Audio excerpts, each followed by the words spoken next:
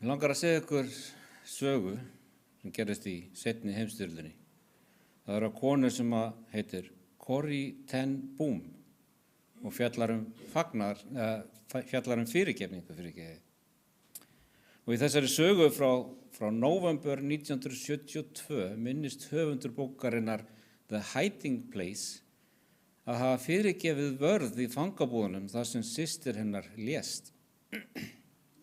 Það var í kirkju í München þar sem ég sá hann, sköllóttan, þungan mann í grárri yfirhöfn með brúnan hatt spenntan á milli handana. Fólk var á leið út úr kjallaraherberginu þar sem ég var nýbúinn að tala og færði sig meðfram tréstólaröðunum og að hurðinni að aftan. Það var 1947 og ég var kominn frá Hollandi til að sigra Þýskaland með boðskapnum að Guð fyrirgefur. Það var sannleikurinn sem þau þurftu mest að heyra í þessu bitra, sundursprengda landi og ég gaf þeim uppáhalds hugmyndina mína. Kannski vegna þess að hafið er aldrei langt frá huga Hollendinga. Þá fannst mér gaman að hugsa að þangað var fyrirgefnum syndum varpað. Þegar við játum syndir okkar, sagði ég, varpar Guð þeim í dýpsta hafið, horfið að eilífu. Hinn hátíðlegu andlit horfðu á mig, þorðu ekki alveg að trúa. Það voru aldrei spurningar eftir fyrirlestrana í Þýskalandi árið 1947. Fólki stóð þegjandi á fætur, tók þegjandi saman yfirhafnir sínar og fór þegjandi út úr salnum. Og það var þegar ég sá hann pota sér áfram gegnum mannþröngina. Eitt augnablik sá ég yfirhöfnina og brúna hattinn. Því næst sá ég bláa einkennisbúninginn og hettuna með höfuðkúpu og krossbeini. Minningarnar spruttu fram með hraði. Risastóra herbergið með sterku loftljósum sínum, aumkunarverða bunkan af kjólum og skóm á miðju gólfinu. Skömmin að ganga nakin framhjá þessu manni. Ég sá veikburða form systur minnar á undan mér, rifbein hvöss undir skinnhúðinni. Betsy, hvað þú varst horuð. Betsy og ég höfðum verið handtekinn fyrir að leyna gyðingum á heimili okkar á meðan nasistar hernámu Holland. Þessi maður hafði verið vörður í Ravensbrück fangabúðunum þangað sem við vorum send. Nú var hann fyrir framan mig með útrétta hönd. Fín skilaboð, fróðlein. Hversu gott er það að vita að eins og þú segir, allar syndir okkar eru á hafsbotni. Og ég sem hafði talað svo lipurlega fyrirgefningu, ég þreifaði í vasabókinni minni frekar en að taka í höndina. Hann mundi auðvitað ekki eftir mér. Hvernig gat hann munað eftir einum fanga meðal þessara 1000 kvenna? En ég mundi eftir honum og leðurbuttunni sem sveiflaðist í belti hans. Það var í fyrsta skipti eftir að ég var látin laus sem ég hafði staðið auglitis til auglitis við einn af þessum ofbeldismönnum og blóð mitt fraus.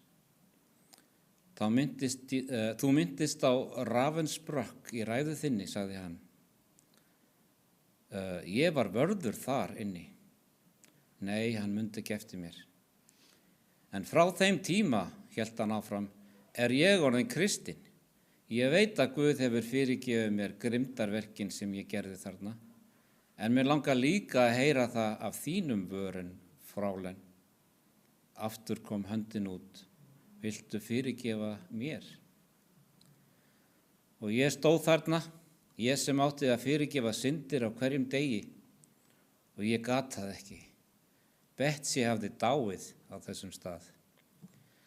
Gæti hann þurrkað út hægan, hræðilegan dauða hennar, einfaldlega með því að óska eftir fyrirgefningu?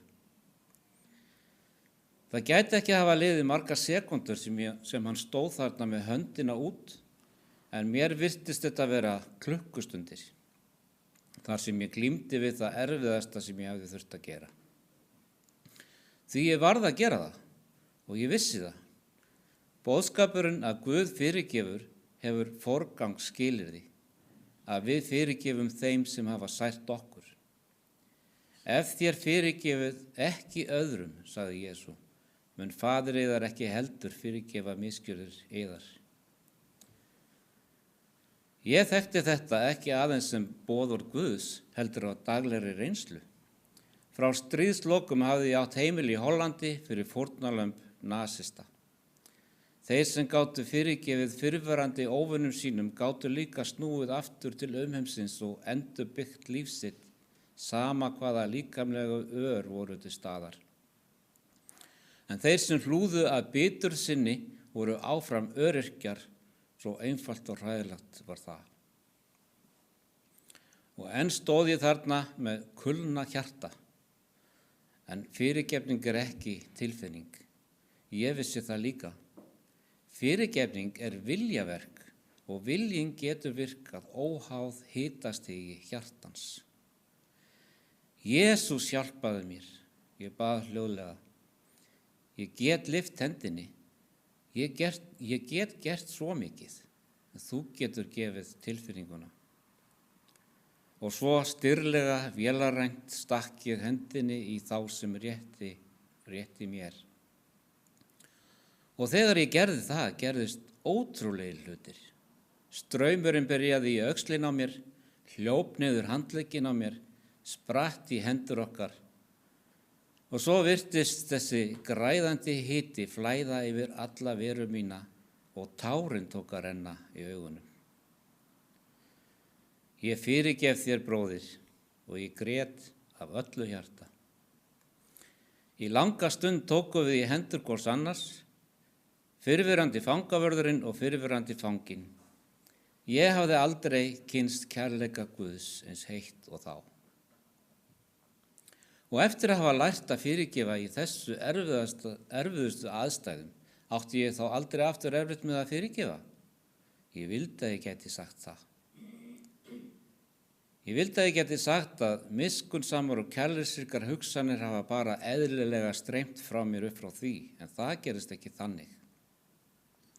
Ef það er eitthvað sem ég hefði lært þegar ég var 80 ára, þá er það að ég get ekki geymt góða tilfinningar og hegðun í forðabúri hjartans. Ég get aðeins dregið þær ferskar frá Guði á hverjum degi. Kannski er ég fegin að það er þannig.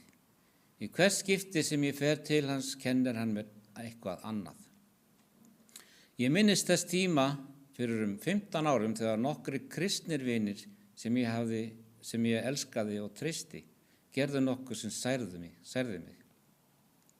Og þú hefur haldið að eftir að hafa fyrirgefið nasistaverðinum hefði það verið barnaleikur, en það var það ekki.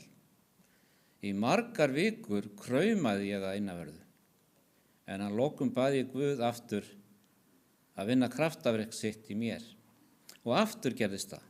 Fyrst kaldreiðjaðar ákvörðunin og síðan flóð gleði og friðar. Ég hafði fyrirgefið vini mínum, ég var endurreist til föður míns. Af hverju var ég þá skyndilega vakandi við miðja nótt og var að væla yfir öllu málinu aftur? Þetta voru vini mínir, hugsaði ég, fólk sem ég elskaði. Ef þetta hefði verið ókunnugir hefði mér verið sama það. Ég settist upp og kveikti ljósið. Faðir, ég hélt að þetta væri allt fyrirgefið. Vinsælegast hjálpaði mér að gera það. En næstu nótt vaknaði ég aftur og þeir töluðu líka svo sætt, aldrei vísbending hvað þeir voru að skipuleggja. Faðir, ég grét af skelfingu, hjálpaði mér. Hjálp hans kom í formi vingjarnlegs lútersks prest, en fyrir honum hafði ég játað bresti mína eftir 2 svefnlausar vikur. Upp í kirkjuturninum, sagði hann og kinkaði kolli út gluggann. Þar er bjalla sem er hringt með því að toga í reipi. En veistu hvað? Eftir að kirkjuvörðurinn sleppir strengnum heldur bjallan áfram að sveiflast. Fyrst ding, svo dong. hægar og hægar, þar til það síðasti hljómurinn og það hættir. Ég trúi því að það sama eigi við fyrirgefningu. Þegar við fyrirgefum einhverjum, þá tökum við hönd okkar af reipinu. En ef við höfum verið að rífa okkur niður í umkvörtunarefnum okkar í langan tíma, þá þurfum við ekki að vera hissa á því þó gömlu reiði hugsanirnar haldi áfram að koma stund. Það eru bara dönur af gömlu bjöllunni sem hægir á sér. Og svo reyndist að vera. Það komu nokkrir miðnætur ómar í viðbót, nokkrar hringingar þegar að efni kom upp í samtali mínu. En krafturinn sem var vilji minn í málinu hafði farið úr þeim. Það kom æ sjaldnar og hætti loks alveg. Þannig uppgötaði ég annað leyndarmál fyrirgefningar, að við getum treyst Guði, ekki aðeins umfram tilfinningar okkar, heldur líka umfram hugsanir okkar. Og samt hafði hann meira að kenna mér, jafnvel í þessu eina atriði. Vegna þess að mörgum árum síðar, árið 1970, kom Bandaríkjamaður sem ég hafði deilt ding-dong reglunni með í heimsókn til mín, til Hollands. Og hann hitti einnig þetta fólk sem átti í hlut. Og hann segir, er þetta ekki vinirnir sem sviku þig? Eftir að þau hafði yfirgefið íbúðina hennar. Já, sagði ég dálítil sjálfsumglöð, þú getur séð að það er allt fyrirgefið. Af þér, já, sagði hann, en hvað með þá? Hafa þeir þegið fyrirgefningu þína? Þeir segja að það sé ekkert að fyrirgefa, þeir neita að það hafi nokkuð tíma gerst. En ég get sannað það. Ég gekk ákaft að skrifborðinu mínu. Ég á það svart á hvítu, ég geymi öll bréfin þeirra og ég get sýnt þér það. Hvar? Korri. Vinur minn renndi handleggnum í gegnum minn og lokaði skúffunni varlega. Eru syndir þínar ekki grafnar á hafsbotni? En syndir vina þinna eru hér enn skráðar, svart á hvítu. Í andartak fann ég ekki rödd mína, Drottinn Jesús, hvíslaði ég að lokum, sem tekur alla syndir mínar í burtu. Fyrirgefðu mér að ég hafði varðveitt öll þessi ár, sönnunargögnin gegn öðrum. Gefðu mér náð að brenna allt þetta sem ljúflyktandi fórn þér til dýrðar. Ég fór ekki að sofa nóttina fyrr en ég hafði farið í gegnum skrifborðið mitt og dregið út bréfin sem voru nú krumpuð og fætt þau öll inn í litla kola ristina mína. Og þegar logarnir hoppuðu og glóðu, gerði hjarta mitt það líka. Fyrirgef oss vora skuldir, kenndi Jesús okkur að biðja. Svo sem við og fyrirgefum vorum skuldunautum. Í öskur þessara bréfa sá ég enn eina hlið miskunnar hans. Hvað meira hann myndi kenna mér fyrirgefningu á næstu dögum vissi ég ekki, en þetta kvöld hafði nægar góðar fréttir. Og þegar við færum syndir okkar til Jesú, þá ekki aðeins fyrirgefur hann gerir þær eins og þær hafi aldrei átt sér stað. Amen.